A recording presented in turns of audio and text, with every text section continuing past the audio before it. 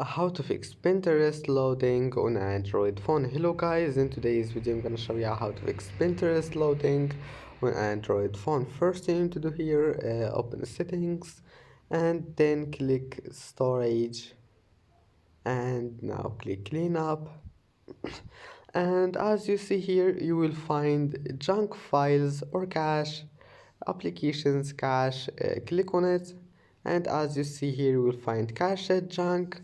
Then just click delete, and after that, just go back and try again. And if that doesn't fix your problem, click settings, and then scroll down, click apps, and then apps again.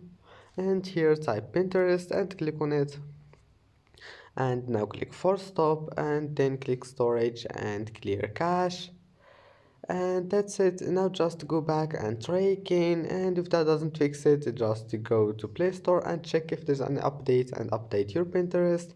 And that's it. Don't forget like and see you in the next video.